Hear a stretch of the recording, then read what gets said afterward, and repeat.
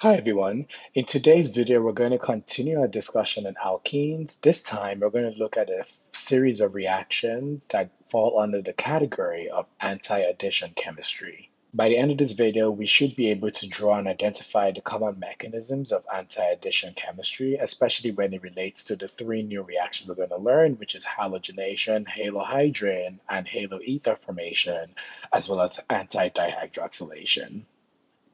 And then in general, we're going to sort of see in these common mechanisms how to identify the electrophile and the corresponding nucleophile in these anti-addition chemistry.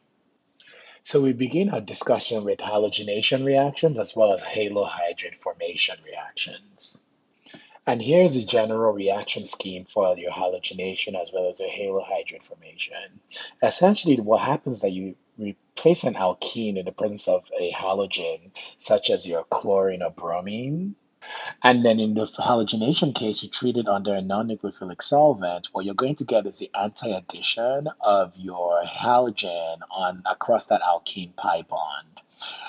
And then on the other hand, if you treat it under a nucleophilic solvent, what you get is an addition of one of your halide atoms and then also the nucleophile across that pi bond. And then once again, one way you see from these products that both of these reactions result in an anti-addition, and you only get the anti-addition products. A common non-nucleophilic solvent used in this particular reaction is your dichloromethane. And then common nucleophilic solvents used in these processes are water, methanol, and ethanol. So these two reactions proceed through a common intermediate, which starts with your addition of your halide to your alkene. So now I've redrawn my alkene in such a way that the alkene pi system is above and below on the page of the board, and then the sigma network is going in and out of the board.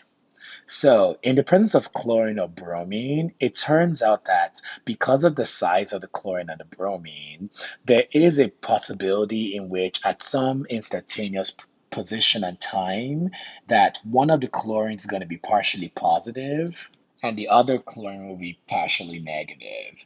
Okay, but this is only going to be very transient. However, that is very possible because of how big and polarizable these bigger halides are, which means that at some point your nucleophile can attack and then you engage in a loss of a leaving group. And you might expect that this particular process will lead to this particular product. Okay, where you form a carbocation and then your halide is added to that particular alkene, and then you have another halide as your leaving group.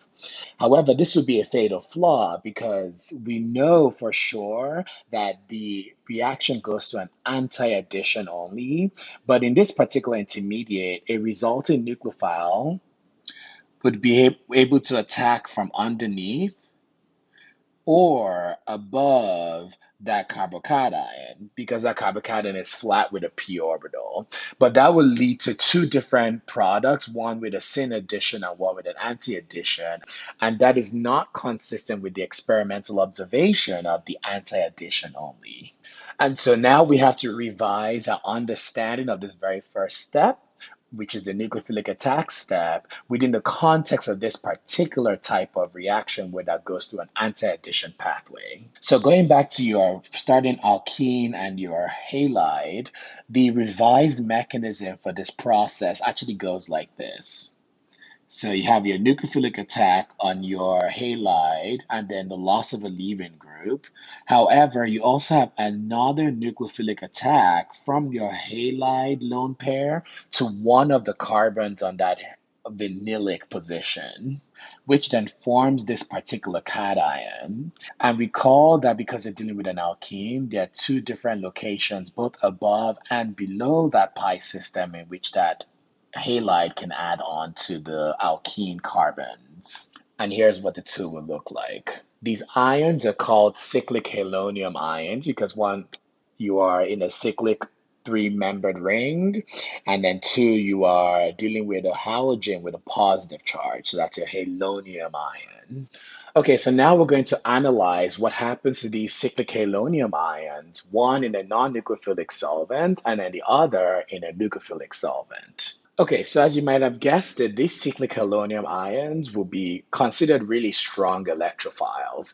And given what you know about three-membered rings, you should know that by now those rings are going to be very likely to pop open. And as you can see here, the strongest nucleophile in this flask, because your solvent is non-nucleophilic, is going to be that leaving group halide.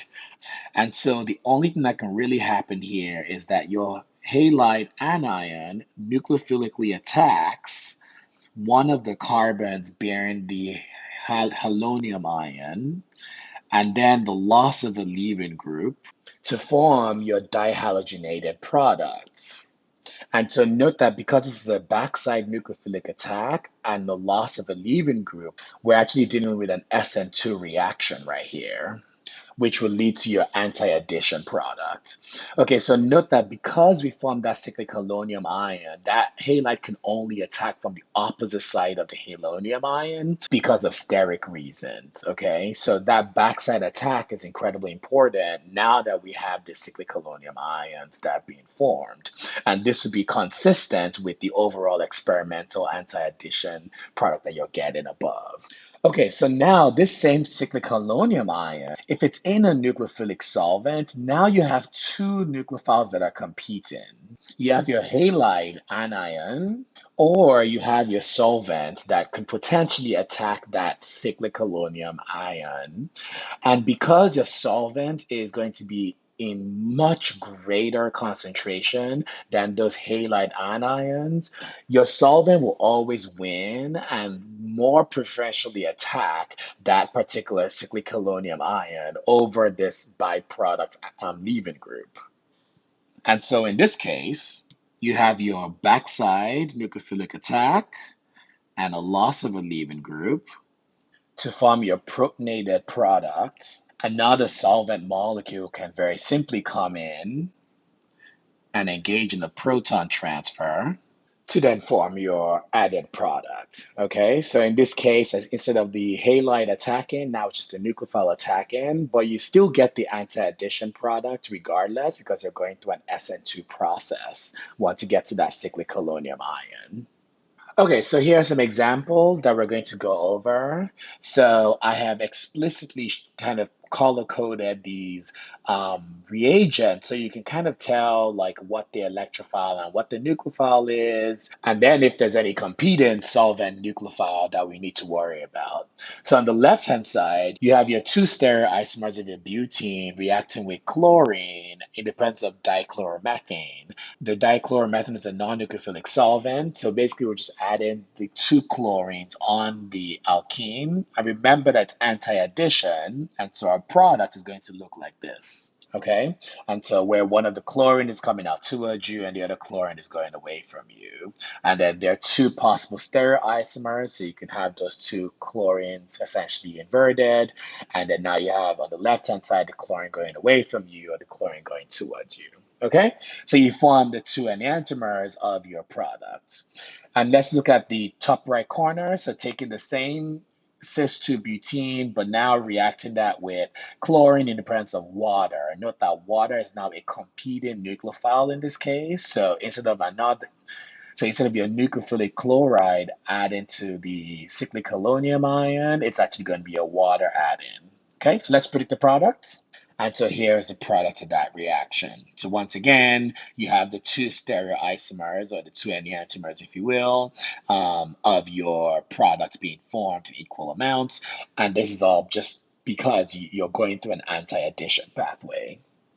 Okay, let's try the bottom left corner. You have the trans-2-butene, and now we're reacting with chlorine in the presence of a non-nucleophilic solvent, your dichloromethane. And let's draw the products. Once again, it's an anti-addition. However, the anti-addition to this particular alkene actually leads to a meso compound.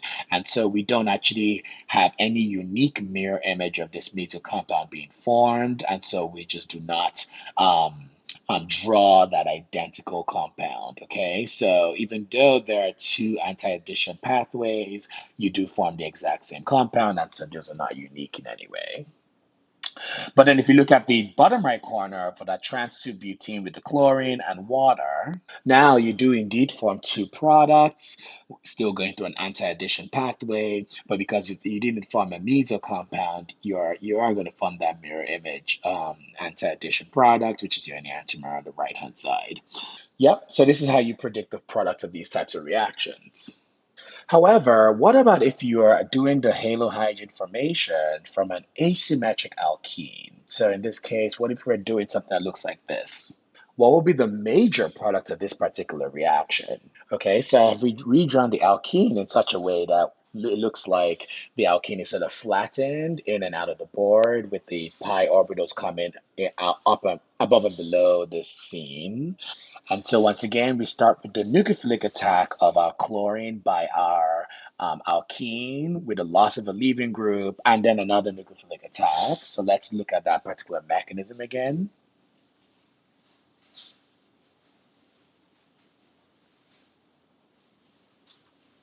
Right? And then we form a cyclic halonium ion. So let's draw the two possible cyclic halonium ions formed from this particular step. You can have an attack from below the alkene, or you can have the chlorine add above that alkene bond. So now let's look a little bit closely at this cyclic halonium ion. It turns out that this cyclic halonium ion is actually existing as resonance forms between two states. And what I have drawn for you are these two states for each of the cyclic halonium ions. You can think about the chlorine ion as rocking back and forth between both carbons, which would then, in this case, place a partial positive charge either on a primary carbon or on a secondary carbon. So you can think about the resonance forms on the left-hand side as having primary carbocation character, and the resonance forms on the right-hand side having secondary carbocation character, which means that there is a favored resonance form that places a partial positive charge on that secondary carbocation, which makes that secondary carbocation a more electrophilic position than the primary carbocation. So when your water comes in to nucleophilically attack one of the two carbons bearing the chlorine, it's going to attack the secondary carbon over the primary carbon to form your protonated products, which can be deprotonated by your solvent water molecule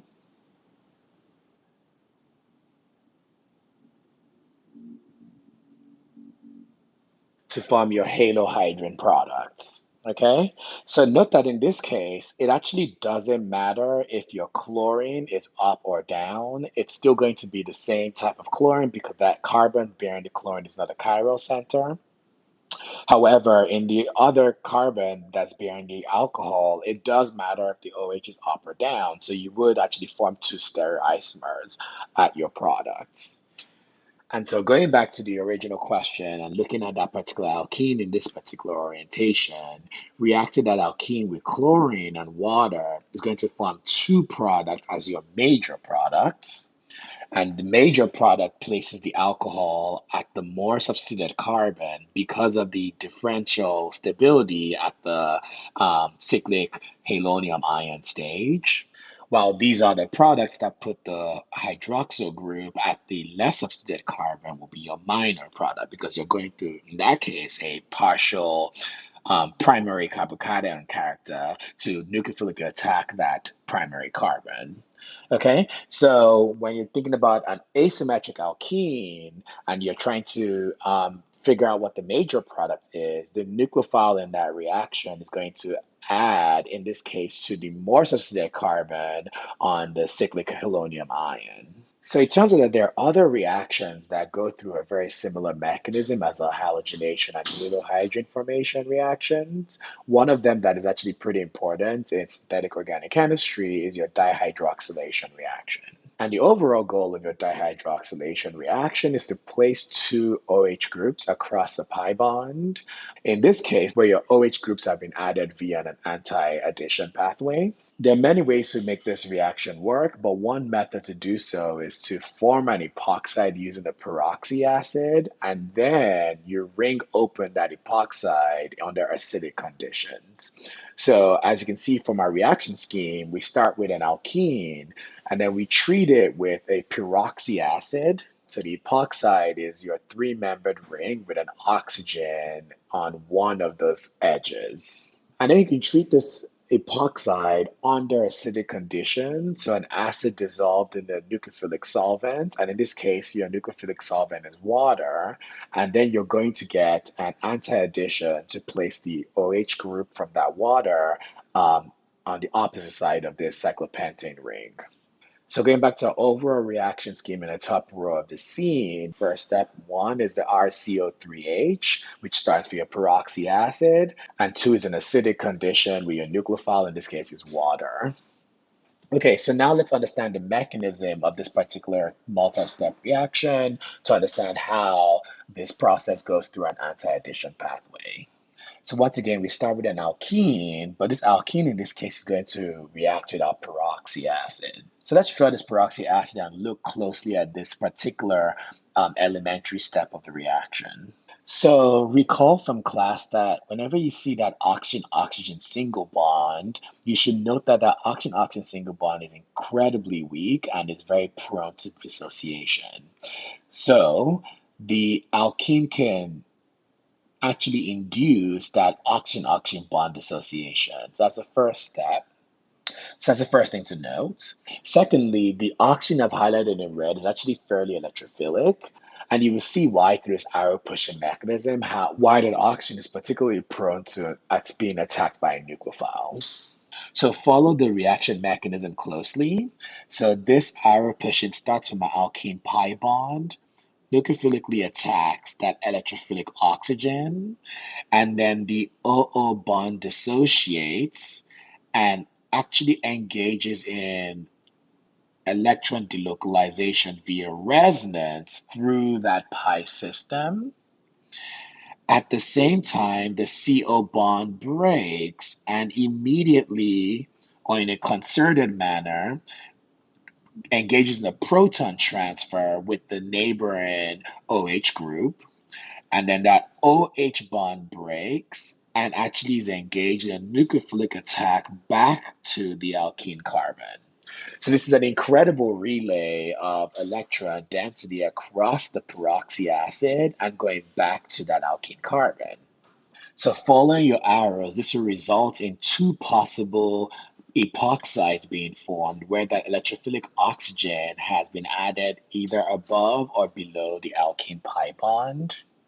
And then the byproduct of this reaction is actually a carboxylic acid, right? So once again, following your arrows, you would see that a carboxylic acid has been formed as a byproduct. So this is the first synthetic step is your epoxide formation, and it's a concerted nucleophilic attack, resonance, proton transfer, and nucleophilic attack to form that epoxide. And the second is your epoxide ring opening. In this case, we're only going to use one of those enantiomers of the epoxide form to illustrate the ring opening mechanism. So note that in this case, we are under acidic conditions with a nucleophilic water solvent. So your strongest acid is going to be H3O plus. And then that epoxide oxygen under acidic conditions can actually get protonated in a proton transfer step to form, in this case, a cyclic oxonium ion. So at this point, you really want to start thinking about patterns. You've seen an ion that looks like this over and over again with your cyclic halonium ion.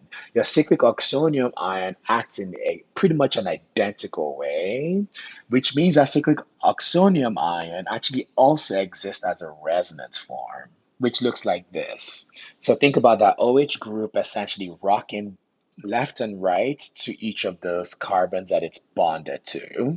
And so that's just basically putting a partial charge on each of those carbons. However, in this case, they're both secondary carbons. So both of these resonance forms have equal stability, so that when your nucleophilic solvent comes in to attack any of those carbons, it doesn't really matter which one it would attack. There's no energetic difference, but it does have to attack from the backside to form your protonated dihydroxylated product, which by now I'm hoping that you're starting to predict these patterns, that protonated products can be deprotonated by your solvent molecule to actually form the dihydroxylated product, right?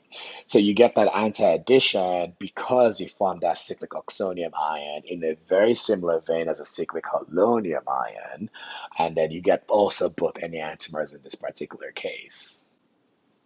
Okay, so lastly in this video, I have a final note on patterns and how you should be really start thinking about pattern recognition when you're learning new concepts in organic chemistry. In the past week, you've learned three different reactions in which you form a three-membered ring with a cationic atom on one of those atoms on the ring. You've learned about your Mercurinium ion with your oxymercuration demercuration reaction. You've learned about the cyclic Halonium ion with your halogenation and Halohydrin formation. And now you've learned also about your cyclic Oxonium ion in your dihydroxylation reaction. And because you're now all budding chemists, you should start thinking about these different molecules as with in a functional manner. So although those three groups in red are technically different atoms, they are all looking incredibly geometrically similar and also electronically similar, which means we should expect that these three ions should react in a very identical, or at least very similar manner. And in fact, they do. All three of these ions, when a nucleophile comes in, it would always attack from the backside. So underneath in this particular orientation, with respect to those cationic atoms. So you expect a backside nucleophilic attack followed by the loss of the leaving group in an anti-addition pathway. Also, any nucleophile in your flask can actually attack these ions, right? These ions are very hot electrophiles, so it just needs a nucleophile in the flask. So your nucleophile could be a solvent, and any solvent that has a lone pair could potentially act as a nucleophile. So water, your methanol, your ethanol, your amines, all of those can essentially engage in nucleophilically attacking any of these ions. Also, if you have halides like bromides and chlorides in your flask, they can also act as nucleophiles attacking these ions as well. And then we've also seen that in all three of these cases, you are under acidic conditions. This is why you can form these cations in solution. And because you're under acidic conditions, these three ions are essentially place partial positive charges on the carbons that they're attached to, which means that the nucleophile will always attack the more substituted carbon because that's the carbon that's going to have the more stable carbocation character during the reaction. So we're going to cap this off with four examples to illustrate this entire point and summarize this entire video. So I have the same alkene reacting with four different sets of reagents. On the top left corner, the alkene is reacting with your bromine, and there are no competing nucleophiles that were, at least are apparent in this particular flask, which means the products of these reactions are going to be your anti-addition of both of your bromines to the across that alkene bond. So you should end up with these two stereoisomers of your product. On the bottom left corner, you have the same alkene with the same bromine, but now your solvent is nucleophilic. You have that water in that solvent, which means that once you form the cyclic halonium ion here, instead of your bromide anion acting as a nucleophile, the water is going to act as your nucleophile. And so your product is going to look like this. Okay, so note the constitutional isomer of the product that we formed here. The OH group has added to the more substituted carbon in this case. You still have anti-addition no matter what, but there is a regioisomeric preference. So this is going to be your major product of this reaction. Okay, on the top right corner, we have the same alkene, but this time we treated with two sets of reagents. The first set, we first treated with the peroxy acid. So if you remember from the last scene, the first synthetic step is simply the formation of an epoxide, and then it's then the nucleophilic attack of that epoxide with whatever nucleophilic solvent you have on the second synthetic step. So note here that the second synthetic step, the nucleophile is not water. That H2SO4 is dissolved in ethanol. So ethanol is actually your nucleophile here. So your product is going to look like this. Okay? So follow your the highlighted atoms in this particular scene and note where the nucleophile is added to and note where the electrophile is added to, right? So the electrophile is added to the less substituted carbon because you're going through that cyclic oxonium ion in the second synthetic step. The nucleophile is going to add to the more substituted carbon, and then you're going to get that anti-addition regardless.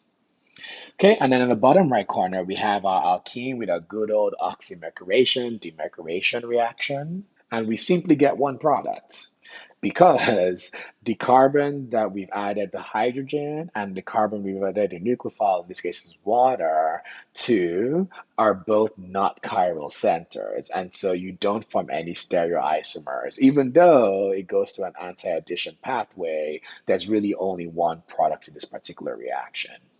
Okay, so these are basically the concepts I want you to sort of start thinking about in connections with each other.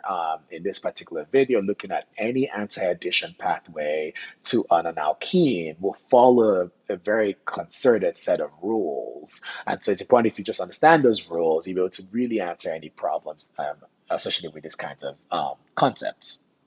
And so from this video, we've drawn and identified the common mechanism of anti-addition chemistries, and we've specifically looked at halogenation, halohydrin formation, and the anti-dihydroxylation chemistry. And we've been able to identify the electrophiles and corresponding nucleophiles in our flask during the anti-addition chemistry. And so that's a skill that you really want to keep practicing and also mastering as you move forward in this particular field. All right, well, thank you so much for watching this video, and I will see you in class.